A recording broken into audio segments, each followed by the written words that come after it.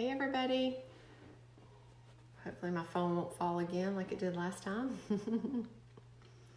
Give everybody just a minute to hop on and we will get started. Make sure I have Facebook pulled up here on my computer so that I can see any comments. Yikes. Okay, hopefully my phone's not gonna fall. If it does, then we'll just go with it and I'll be right back if it does. Hey Rachel, hey Jamie. Hey Samantha. We'll get started in just a second. All right. Hope you guys are having a great night so far. Hey Pam. Yes, definitely let me know, say hello, let me know you're here, and feel free to ask any questions, of course. No questions are off limits at all. So tonight we're going to be talking about something that I find people suffer with so much, even if it's just, I'm sorry y'all, my phone's still, it's on this little suction thing and it shakes a little bit. Okay. Hey Jackie, hey Debbie. So pain and inflammation is something that really everybody suffers with. Maybe not everybody in terms of pain, but inflammation, most everybody has some degree of inflammation in their body, and it's from a multitude of different things. And so that's what I want to talk about tonight. But people come to me a lot and say, what can I do about this pain that I'm having in this specific area, or they're having signs and symptoms of inflammation in their body. And so I want to give you some tools that you can begin to incorporate, and also some practices, some different foods. So hopefully this will be really helpful to you. So first, I just wanted to start out with some kind of facts about pain that are really kind of alarming. So about 80% of Americans experience some type of back pain. That's a lot of times where it starts, is in the back, right? That's for me. I had a lot of back issues, which I'll talk about a little bit later and kind of give you an idea of what I did to help improve that, and how I really don't have any issues unless I have an occasional flare up, which is really rare. So I'll share that with you, but back pain is very common. Arthritis affects 1 in 4 people.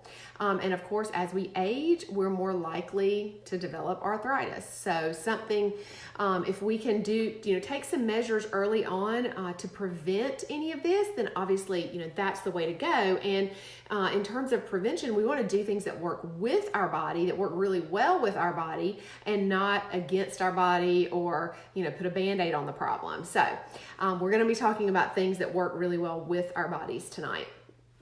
Okay, some things about pain. When we do have pain, if you can ever think back, if you don't have, some chronic pain or having an issue right now, if you can think back to a time when you maybe you had knee pain, back pain, any type of pain, your heart rate goes up, it causes decreased blood supply to your stomach, it can elevate your blood sugar, and it over time weakens your immune system. So that's like a lot of big issues that just being in pain can cause. And I wanted to tell you guys this is so interesting to me. So pain that persists for over 6 months, then it becomes chronic, it's considered chronic, has been shown to change the function in your brain and also the structure of your brain. Okay, so stick with me for a minute because I think you guys are going to find this really interesting. What happens is the brain actually shrinks a little bit. There's reduced ability to focus, and you have decreased memory. I mean, if you can think about how you feel when you're in pain, it does affect you mentally for sure. And it causes this frontal lobe in your brain to process abnormally. When you have chronic pain, it can shrink the gray matter in your brain, and it's equivalent to 10 to 20 years of aging. Y'all, that's crazy. And if you ever see people who are in chronic pain or have been in chronic pain, you can tell they they look like they are maybe a lot older than they really are, that they've just aged quicker almost. And that is a real thing. That is from those changes that I just described that happen in the brain from chronic pain. Isn't that terrible? So we want to take measures to not only prevent some of this, but then also if we do develop some pain, we want to head it off before it becomes chronic. So this is something that you can take and apply not only to your own life, but share with other people. I guarantee if you don't have these issues, then you know somebody in your family that probably does. Pain is also the leading cause of disability, and a lot of our healthcare dollars are spent on treating pain, right? Which kind of leads me into the issue that is very common right now. There's been a lot of awareness around, and that is opioid addiction. Drug overdose is the leading cause of death in Americans under the age of 50. That is just really sad, isn't it? That, a lot of times, people just, they just get, addicted to the narcotics because they need the pain relief. And then, it turns into an addiction. It's so hard for them to get off of those medications, oftentimes. And, it can lead to overdose. 6 out of 10 overdoses are from opioids, from pain medications. So really, really sad. So I just want to, bring some awareness around this and talk about some things that we can do naturally to avoid ourselves or a loved one going down that path, okay? So let's talk about first, as we move into kind of some of the causes of chronic pain, or just pain in general, really. Here's some of the most common causes, and just kind of see if you can kind of identify or relate to any of these. Well, the first one is aging. So we're more likely, just as our body kind of wears out a little bit over time, we're more likely to develop pain in different areas. Arthritis is another one that kind of goes hand in hand a lot of times with aging. Now, certainly people can have things, like autoimmune issues like rheumatoid arthritis, but just like osteoarthritis, generally that tends to happen more as you age. Things like repetitive movement, overuse of a joint, like athletes. We have to think about our young kids now, all the sports that they play and overuse of a joint. So really keeping the overall inflammation in their bodies really low is going to be key as well. Poor posture. Y'all, I have a big problem with this one. I'm constantly like, let me hold my shoulders up. I have terrible posture. So that's another one that can actually, cause you to experience pain. Okay, let's see. Sedentary lifestyle. If you don't move daily, you're more likely to develop chronic pain. And, a lot of people think that this has to be like this, go to the gym for an hour and, work out as hard as you can. That's just not true. In fact, studies have shown that is not even as effective as like a burst, 20-minute workout where you're really, putting in effort, but you don't have to work out for an hour. And if the term exercise is something that you hate and you don't, like to hear or like to think about, then just think of it as like, go for a walk, play outside with your kids, or your grandkids, whatever the case may be. Another thing that can lead to chronic pain is lack of sleep. And I know we've talked about, I've done several classes on this before, but sleep in general can lead to a host of medical issues, and chronic pain happens to be one of those. So really try to get your 7 to 9 hours of sleep. That range is generally, what most people need, somewhere in that range. And we have, essential oils and supplements that really help with sleep. So if that's something that you suffer from, then, you should really look into that because they really do help you sleep really well. Okay. Now let's talk about, some things in your diet that could be triggering pain. Poor diet can be a cause of pain because of the inflammation that it turns on in our body, that some of the foods that we consume turn on in our body. So not only in our diet, but then also I'm going to talk about some even over-the-counter medications and prescription medications that can affect it as well. So what if you could change some of the things in your diet and you could replace some of the medication with plant-based medicine that worked? I mean, that would be ideal. I think most people would say that they would at least try that. And so that's kind of what I want to move into now. Some of the triggers and then some of the ways that we can heal naturally. Okay, so in terms of food, there are some food triggers that in some people can cause joint pain. So I would encourage you, if you have joint pain, especially if you've had any kind of chronic joint pain, then you should really think about eliminating some of these foods and food groups to see what effect it has on you. It may not affect you, there may be a few of them that don't affect you at all, but you won't know unless you try, right? If you continue to do the same thing, then nothing's ever gonna change. So you have to, if you really want to make improvements, then you've got to start somewhere in order to get to, where you wanna be. So the first one's dairy. Dairy can actually cause a lot of inflammation and joint pain for people. So you could eliminate dairy for a couple of weeks and see how you feel eliminating dairy. The next one that is very common for people is gluten. And I know people who, it doesn't mean that you're intolerant to gluten. Not everybody has celiac, which is just an intolerance or allergy to gluten, so to speak. But a lot of people are sensitive to gluten, and it turns on inflammation in the body and can lead to a lot of joint pain. And I know people who have told me that they came off of gluten and they could immediately tell a difference in their joints, that they felt so much better, and they didn't have pain and feel inflamed. I, for the most part, am gluten-free. I don't have an intolerance necessarily, but I just don't think it's good for our bodies. I mean, gluten is what makes everything like in bread stick together. I mean, and the more that you work the gluten, like if you're making something in bread, it just gets more and more kind of sticky and adhesive, and think about what that does in your body, So I think the more we can eliminate some of these things in general, the less likely we are to have inflammation. So I would say dairy and gluten. And then the third one for most people is sugar. I mean, sugar is bad for everyone. No matter who you are, if you don't have pain, you have inflammation if you consume sugar, like processed, refined sugar. Natural forms of sugar, you could replace with some natural forms of sugar like honey, maple syrup, fruits, especially if you like to bake bread or something like that. You can use bananas, you can use honey, maple syrup.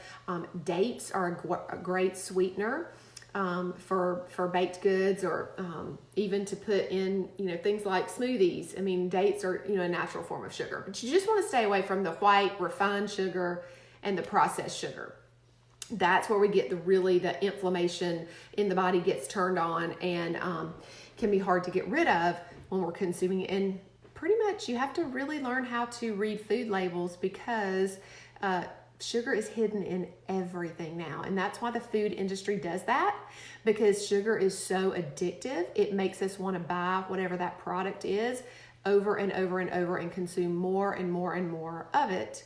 In fact, I heard one time that McDonald's sprays their fries with some kind of, gosh, only knows what's in it, but it's some kind of sugar solution that I guess, the thought is that it makes them more addictive and you'll want to eat more. So anyway, it's kind of depressing to think about that. So you really just have to be, a very smart shopper and very smart about the food choices that you make just in general, whether it's out to eat or, in a grocery store.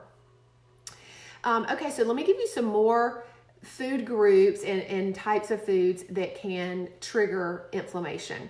So we said dairy, gluten, sugar for sure, and then processed foods. I mean, obviously any processed foods, anything that has chemicals, toxins that your body does not recognize is going to turn on inflammation in your body.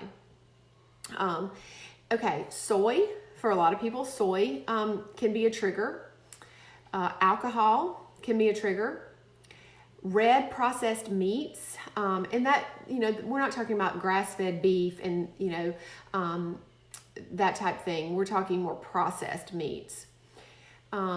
Vegetable oils, like vegetable and canola oil that are genetically modified.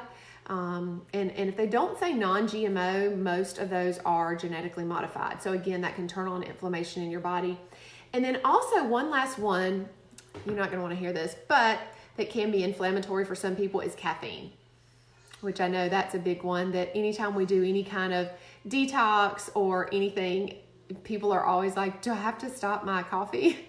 And I get it, because I love coffee too. But if you're really wanting to get at an answer for what might be causing joint pain, inflammation in your body, then, you'll, I think, do kind of whatever it takes to figure it out, in my opinion, personally.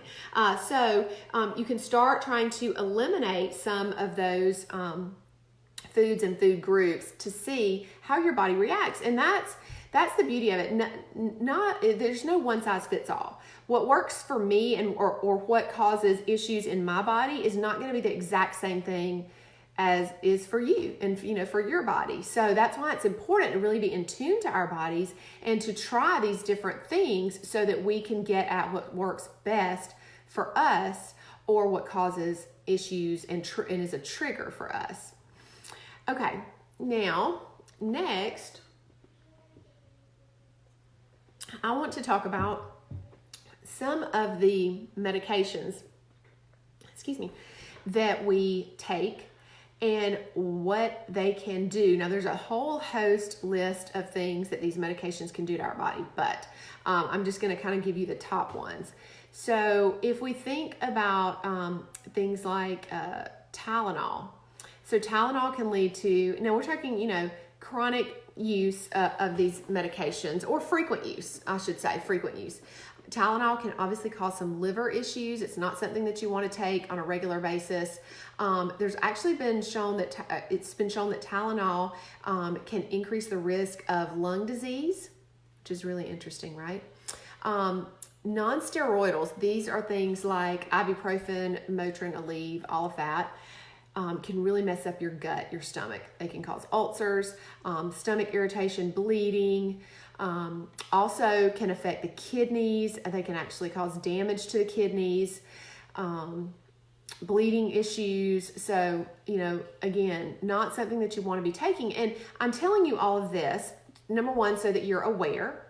And number two, so that when we get to some natural remedies, I'm going to go over ways that we can replace some of these common medications with some natural tools.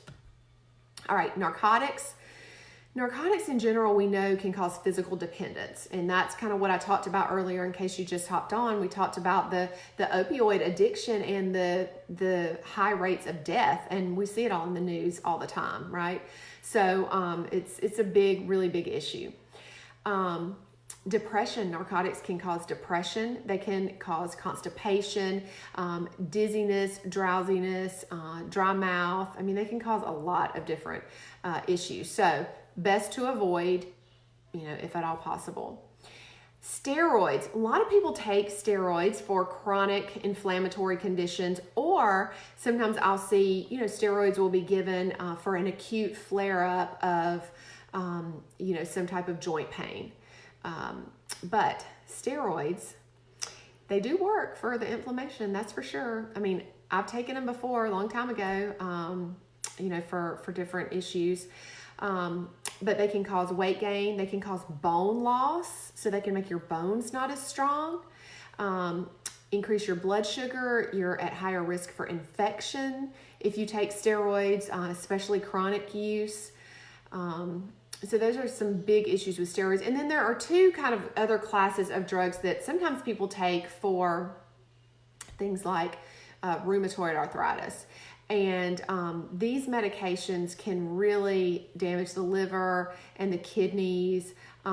They can lead to anemia, a low blood count. So, again, I just want to bring awareness to the fact that if we can avoid any of these prescriptive medications, then we'll be better off. And there's always going to be a place for traditional medicine, but I think that if you have an open mind and you're willing to try something natural that works with the body, then really what do you have to lose? You have so much to gain, but what do you really have to lose? You know, it's kind of the way I like to look at it. So let's now talk about natural pain relievers.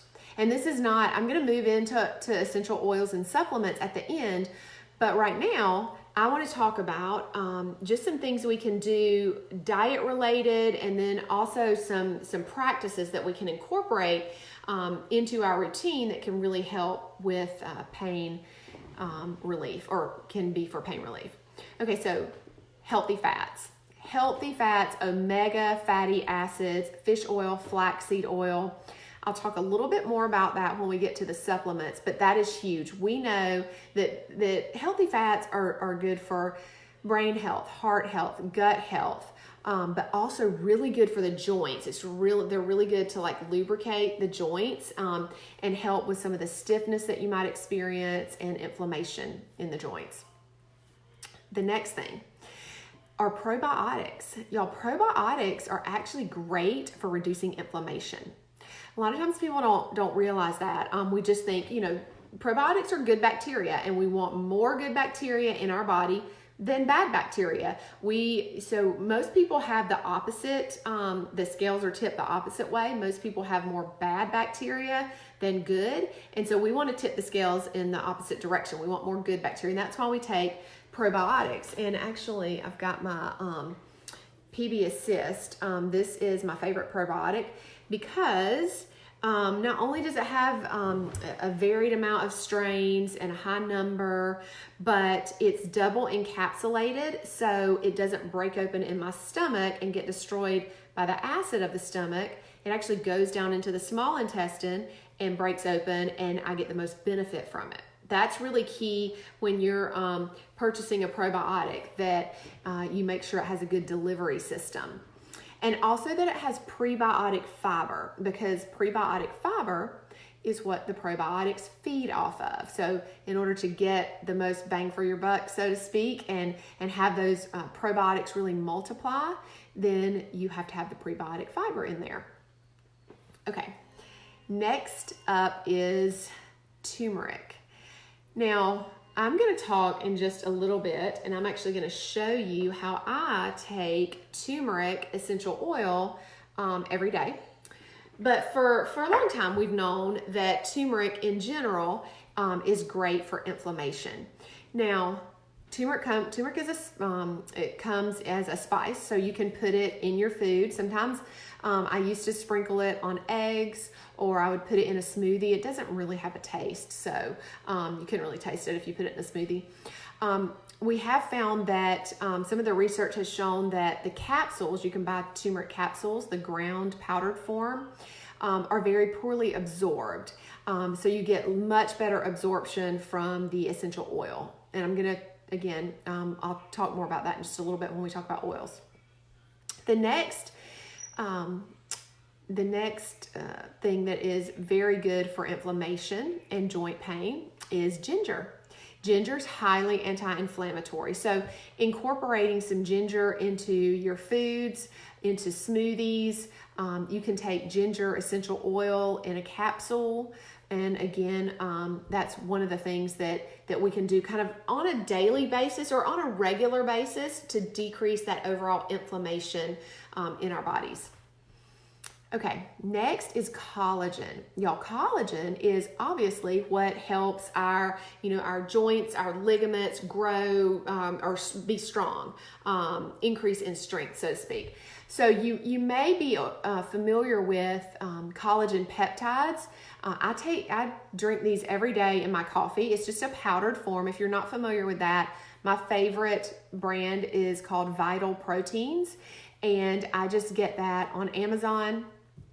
It is in a powdered form. You can put it right in coffee, doesn't taste at all, or you could put it in a smoothie. You can put it in soups and stews. It pretty much dissolves really easily and readily right into, whatever you want to put it in, basically. I have put it in just plain water. In something cold, it kind of clumps up just a little bit, so I prefer it in something warm. Unless you're doing a smoothie, then you just blend it up. So definitely I do 2 scoops of collagen every day. And I've actually started clients on that who have a lot of joint issues. And I just had one telling me the other day that she could tell a big difference just by using the collagen. Yes, Lori, you can use collagen on the Whole30. I'm thinking about the butter issue that we talked about, but yes, you can use the collagen. I'm sure of that. Good question.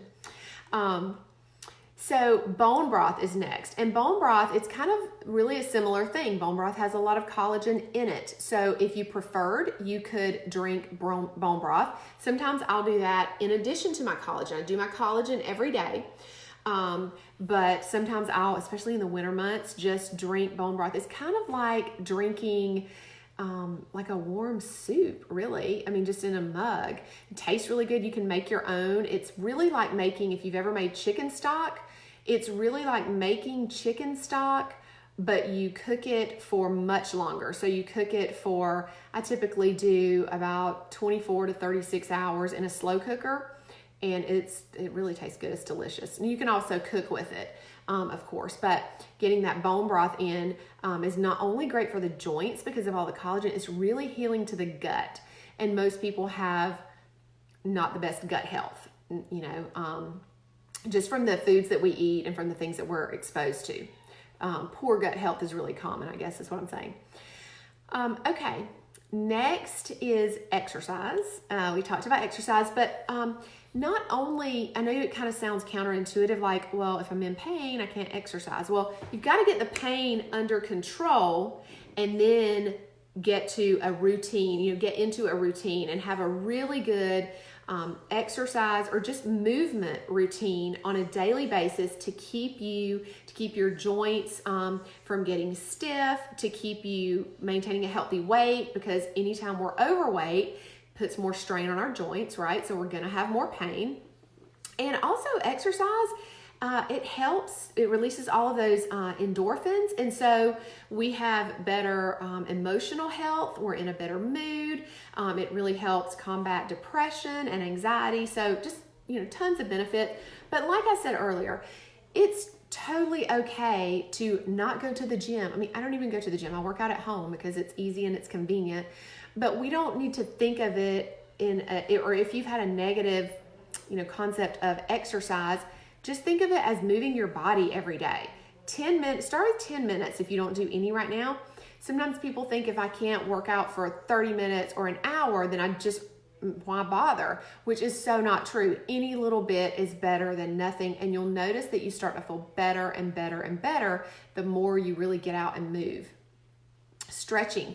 This one has been key for me, and I'll tell you a little bit more about my back issues that I had in just a little bit and how I really improved that. But one of the things that has helped me so much is just stretching. Every morning, one of the first things that I do when I get up is I just do, it's not really yoga, it's really just deep stretching, and I only do it for about 5 minutes.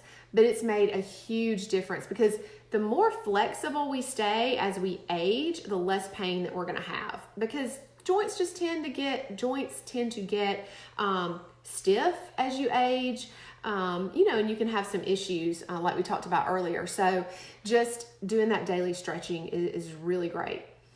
Okay, next, this is one that I'm not really great at, but I'm really, really working on it because I really want to be good at it. And that is relaxation techniques like meditation. And the reason I'm not good at it is because I'm always like doing something, and so I don't want to take the time to stop what I'm doing, slow down, meditate. But if you really look into other cultures that do this, they live longer. There's so much research behind the fact that if we can stop, shut our mind off, meditate. This could be like lay down on your floor for 5 minutes and play some relaxing music, like literally. I know the word meditate for some people is like, what does that mean? That's so weird. But I promise you, it's just about calming down, slowing down, and just kind of being aware of even like some of the thoughts that you're having. But we live in such a fast-paced world that we don't take the time to do that. But that is also key. So try to incorporate more of that. I'm definitely trying that. Okay, next is just drinking your water. You know, our joints, if we want them to stay kind of like lubricated and not stiff, we've got to be drinking our water. Our bodies are about 80% water. And so our bodies like need and crave water just on a deep foundational level. Speaking of water, it's making me thirsty. So half your body weight in ounces of water a day is ideal. Now, a lot of times that can sound like really, really daunting for people who don't really drink any water, maybe. And you're like, what? I don't drink any water. And now you want me to drink, you know, however many ounces that is. So start with, if you drink whatever you drink throughout the day, if you drink sodas, if you drink sweet tea, like whatever it is, just start by replacing one of those with a glass of water. Just one. Just start with one. Anybody can do that, right? You drink 3 sodas a day. Okay, drink 2 and drink a glass of water. And then you just slowly progress. Now replace another one. And what you'll notice is you feel so much better. You have so much more energy when you hydrate your body and you give your cells the water and the hydration that they need, that you'll just naturally continue on that path and want to just transition over completely. And that's, other than coffee, I mean, that's all I drink is water. And I don't really ever want or crave anything else. I mean, I used to drink sodas. I used to drink sweet tea. And it's not like I quit doing that overnight. So I think we put too much pressure on ourselves sometimes that it's all or nothing. And we have to just, if I can't drink this much water, then I'll just keep doing what I'm doing. But you're never going to make the progress that you really want if we don't make these little small changes to get to the goal. And that's what it's all about, the small changes. Now, obviously, flavoring your water with oils is great, because I have so many people that tell me, well, I don't really like the way water tastes, and it doesn't have a taste, but I get it. Like, you don't want to drink something that's tasteless sometimes. So adding just lemon, something as simple as lemon essential oil to your water, gives you a really gentle daily detox, and also helps you to want to drink more of the water because you've now flavored it and it tastes good. Okay, next up is an Epsom salt bath. This is key for me. I remember I mentioned that I had some back problems, that I've now, I've gotten them under control. But Epsom salt bath, if I ever start to feel, I do the baths anyway, but especially if I ever start to feel like my back's getting tight again, then I'll do Epsom salt in a bath, and I'll, choose some essential oils to use in that. Probably some of my favorites are deep blue. Usually I'll do lavender. Sometimes I'll add some lemongrass or some marjoram. All of those oils are great for relaxation, for muscle tension, joint aches and pains. That's just all of those oils are really great for that. And those are some that I'm going to talk about in a few minutes, and how you can incorporate them for pain and for inflammation. Okay, next is acupuncture. I have personally never had acupuncture, but I know, science shows that acupuncture is good for pain relief. So that might be a route that you want to take. But I can't really speak a lot to that from personal experience. But that is something that can help with pain relief. Okay, next is massage. Now this one I'm really big on. I know most people that are watching are women, and we as women, wives, moms, don't really necessarily want to take the time for ourselves to go and do things like a massage because it seems indulgent and we don't want to spend the money on ourselves, or we're going to be away from our family and we just feel guilty about it. But honestly, if we're not taking care of ourselves, then we can't effectively take care of everybody else, right? So this is now, I used to have that mindset. I used to be like, oh, I can't do that. It either costs too much money, I'm going to be away from my family, I feel guilty, whatever it is. But now it is just a non-negotiable for me. And especially, with some of the back issues that I've had, I make it a point to go typically twice a month.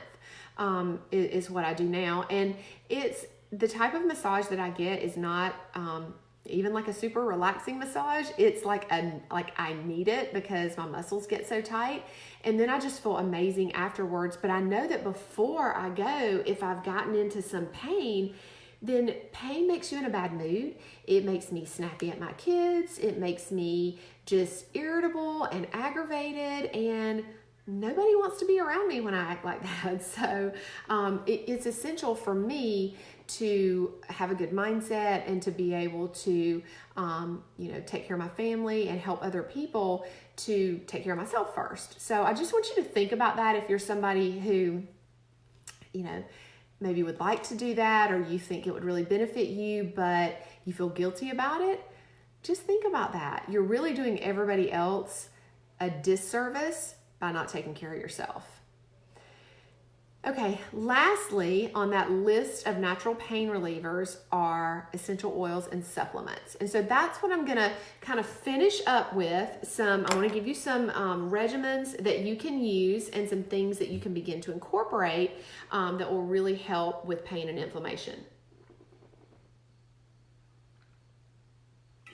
Okay, I mentioned omegas before, omega fatty acids, which are just crucial for so many body systems. And so I want to talk about, because our healthy fats are in this vitamin and nutrient pack called the Lifelong Vitality Pack. Now, to me, this is 100% foundational to health. I mean, this is key. So anti-inflammatory. And I'll tell you, I was not on the kind of supplement bandwagon when I first started using oils. I thought, I'm pretty healthy. I don't need all these supplements. But then I kind of looked into, the research and the benefit and all of that. And I thought, well, why not just try it? Why not just try it, right? And I can tell you that I've ran out of these before, and I won't ever stop taking them because of that, because I feel so good taking them that I could tell a difference when I ran out of them. And surprisingly, this is doTERRA's best-selling product because they will give you they'll give you a 30-day money-back guarantee if you don't have less pain and or more energy. Because these are so anti-inflammatory. They're so good at reducing pain and giving you energy, and you can definitely tell a difference. So let me just briefly tell you what's in this little pack. It comes in a 3-pack. So first is your vitamin and nutrient complex. Okay, this has all your multivitamins, all your minerals, your nutrients, 12 servings of fruits and vegetables, and it's all bioavailable. Now, what that means is your body recognizes every single ingredient in here and knows how to use it. Most vitamins that you take over the counter, that you could buy over the counter, the reason you don't feel any different, one of the reasons you don't feel any different when you take them, is they're full of synthetics. And so your body doesn't recognize those synthetics, and it's just lost in the urine. So most of the time you don't even absorb any of the vitamins and minerals that might be in that product. So it's kind of a waste of money. So you really want to make sure you have a high quality product and supplement.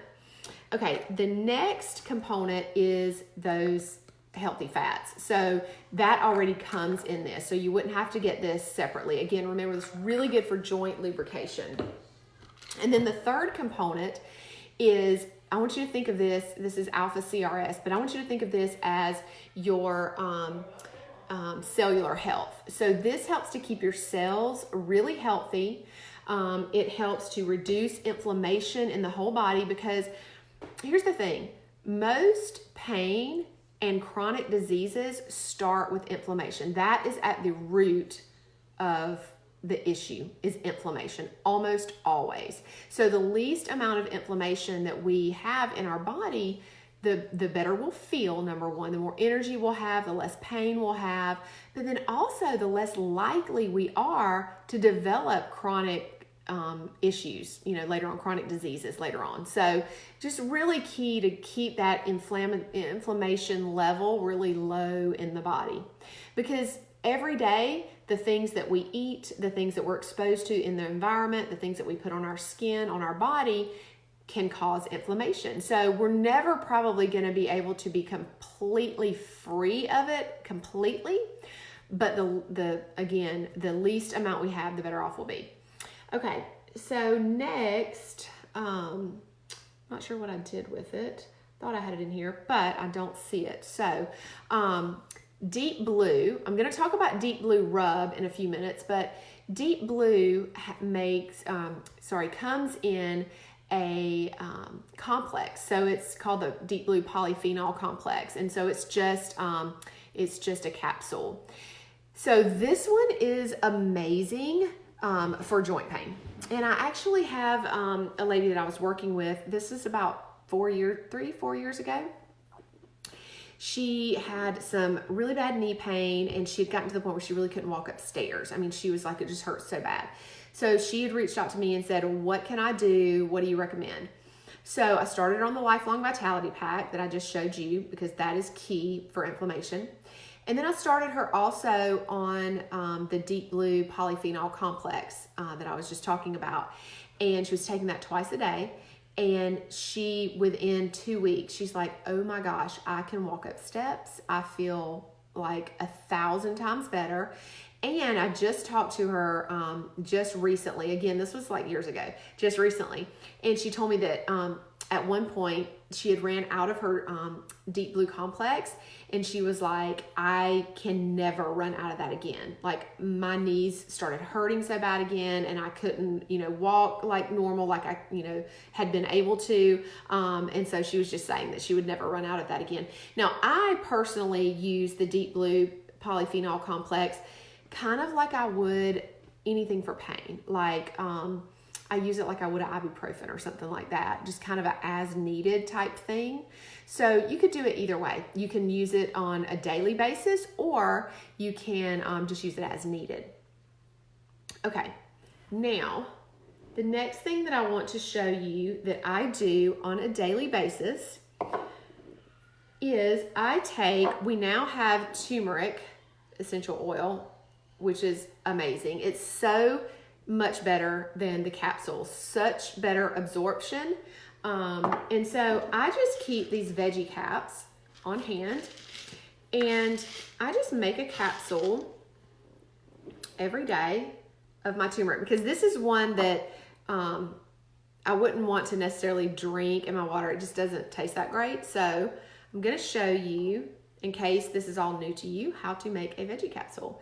So you just take your capsule just like this, and you can see, there's a little hole there in the center of my turmeric. And then I just kind of steady my hand, and I just tip the bottle just slowly, and you'll see they'll come out. I just do 3 drops, 2 to 3. So 3, we're good.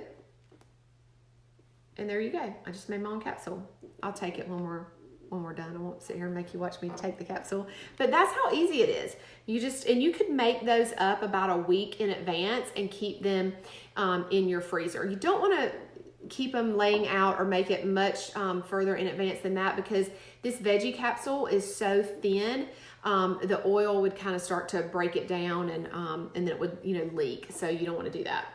So just make it every day, or you can make it up and put them in your freezer. Okay, so turmeric every day is great for inflammation. Lifelong Vitality Pack, and then the Deep Blue Polyphenol Complex if you're somebody who has a lot of joint pain. Now I want to move into what can we use topically, like for specific areas of ailment. And a lot of times this is really where people want to start. You know, this is actually where I started for my back. You know, they have a specific, you know, shoulder pain, elbow, knee, like whatever the case may be. My first go-to always is Deep Blue Rub. And this is how much I love it. I have the ginormous container of it because I use it every day. So about, I don't know, 4 years ago, I developed some really bad back pain, and I actually was trying to self-diagnose, and I went and I had, you know, tests done, like I had an MRI, and could not figure out what was wrong with my back. I had like a little bit of a bulging disc, but when the physician read it, he was like, that should not be causing the kind of pain that you're describing. So I was kind of back at square one, like, what in the world? Like, it had gotten to the point where I really couldn't even like lift my foot off the floor to like put on pants without like just terrible pain. In fact, it had gotten to the point where I would not go. It started making me feel depressed because I would stay at home when, like, you know, my husband and the kids would go. I just remember they went to this party one time, and like one of my friends called me afterwards. She was like, I had no idea that you were having that much of a problem, that, you know, you're not like even getting out and like going places. But that's how bad it was. And it really started to affect me mentally. And I was searching for answers. And so finally, went to the right person and found out that my muscles would always get so tight, but I would just push through and I would keep working out and all that. But I mean, at this point, like, I couldn't exercise at all, that I had adhesions in my muscles. And adhesions are like scar tissue from where you have like little tears in the muscles, and then it develops scar tissue. So I basically had to get all that worked out, like breaking up the scar tissue, and it was painful. But after I got that done, I realized, like, I can't ever let myself get back that way again. And so that's where the Deep Blue Rub has been, like, just crucial for me. So I use Deep Blue Rub on my back every day before I exercise. I could use it afterwards, but I find that before, it keeps everything loose, and then I don't have any issues for the most part. Now, I also contribute that to the Lifelong Vitality Pack and the other things that I do for just overall inflammation, keeping the inflammation down in my body. So Deep Blue Rub is amazing. Now, one thing that I love to add to it, and this is kind of like the first step when I have people start on the Deep Blue Rub, I'll often have them add just 1 or 2 drops of lemongrass. Lemongrass is extremely supportive to the connective tissue, joints, ligaments. It's it's great for pain. It's just really great to use topically. You can take it internally as well, which I'll talk about in a minute, but I love to add it to the Deep Blue Rub and use it topically. Okay, now this is kind of a stepwise approach. So let's say we try that, and then, you know, we're still having some discomfort. The next step would be to add a few more oils to that Deep Blue Rub. So in addition to lemongrass, I would also add frankincense, which is highly anti-inflammatory. I would add copaiba, which is great for pain. This works on the CBD receptors. So this is the same, you know, when we hear people talking about using cannabis for pain, it works on those CBD receptors, but obviously you don't get any kind of high or anything with this. So copaiba would be one that I would add to that. Lavender is very soothing and relaxing. And then marjoram is also excellent for pain. I use marjoram a lot it's good for relaxation as well. In fact, I use it when for sleep at night. So those oils we will add topically to the Deep Blue Rub and use it on the area of ailment, you know, whatever that might be, joints, muscles, whatever that might be. Then if the topical, we're like, okay, we're getting some relief, but we're still having pain. Next, we're going to move to internal use.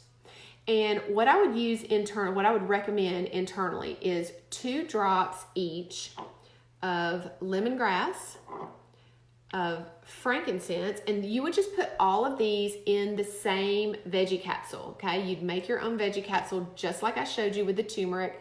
Super simple and easy, but you would put all of these in the same veggie capsule. So frankincense, lemongrass, copaiba, and lavender. I would start here with these 4 oils. You could add marjoram to that as well. I love the marjoram topically, but you could also, it's safe to take internally as well. So 2 drops of each of those, and you can take that 3 to 4 times a day as needed. So when we use essential oils versus something like, an over-the-counter or a prescriptive pain medication, the oils, our body knows how to use them. They work with our body. They have a similar cell structure as our body. So our body uses them up pretty quickly. So we may need to take them more often. So again, every, few hours you can take, so 3 to 4 times a day, you could take that concoction that I just mentioned in a veggie capsule. And then another thing that can be added, so if you're doing that as needed, and you're needing, you find that you're needing that, say, a couple times a day, I like to also add the copaiba soft gels. Now, these are new since September. Otherwise, if you had the copaiba oil, you could obviously just do that in your veggie capsule as well. But this just makes it super easy and convenient to take 2 of these copaiba soft gels a day, 1 in the morning and 1 in the evening, which is great for pain relief. Okay, now I just want to mention one last oil that could be added on if you needed it because you were still having a lot of pain, and that is black pepper. Black pepper is really good for pain control as well. So you could add black pepper either topically or you could take it internally in that capsule. So those are kind of just some suggested regimens that I typically recommend that work really well, that I've seen really good success with in terms of pain and inflammation. But remember that it is key to prevent that inflammation and not let yourself get to that point where you're in so much pain. So if we can head it off early on, then the better off we'll be. So I want to just recap a few things for you.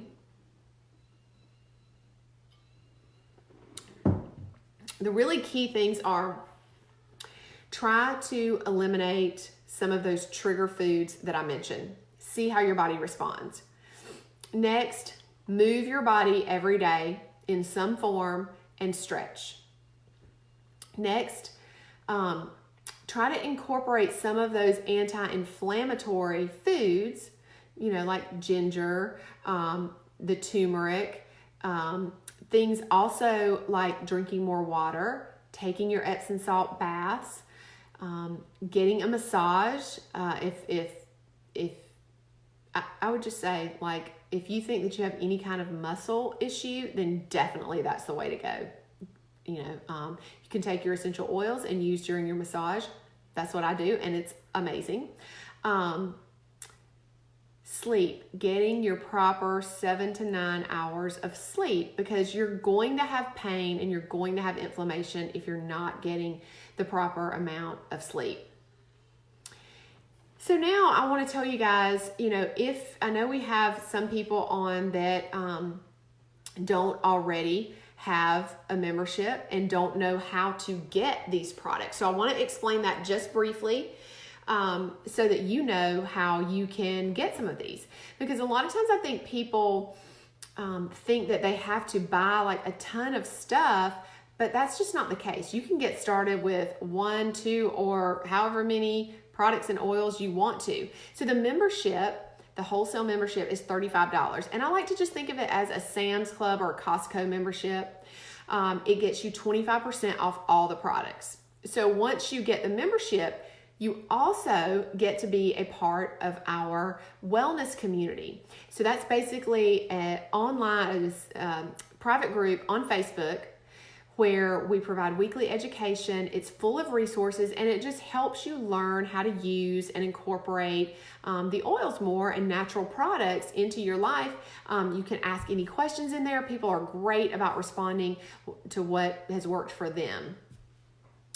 And then I also want to address the fact that sometimes people think that they either have to quote sell oils, or they have to order something every month, and that's not true. That's a myth that is out there. So I want you, if you suffer from pain or inflammation, I want you to know that those shouldn't be barriers. Thinking that, oh my gosh, I can't do this because then I'm gonna have to order something every month. That's not true.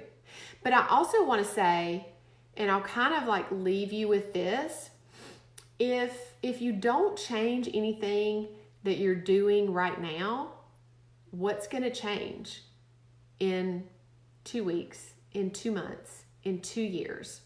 What's going to change? Where are you going to be if you don't make changes now? But what if you just took one simple step? What if you just took and decided you're going to drink more water, or you're going to make some of those dietary changes, or you're going to start using some natural products and just see what happens? I think we just kind of sometimes have to open our mind to the possibility, especially when it's something that we can only benefit from, that's not going to be harmful, that we can only benefit from. So I would just encourage you that if you don't make changes now, then nothing's ever going to change. So if you're not already working with another wellness advocate, I would be happy to help you get started. Just reach out to me. And if you're working with somebody, go back to that person. They would love to help you get started and come up with a regimen that's just right for you and whatever issues you have. Now, one last thing, guys. I am teaching a class tomorrow at noon. It'll be right here in this group, and it's on women's health and hormones. So tune in to that tomorrow at 12. And let me know if you have any questions about this. Post in the comments, and I'll be happy to answer them. I hope this was helpful to you. Have a great night, guys. Bye.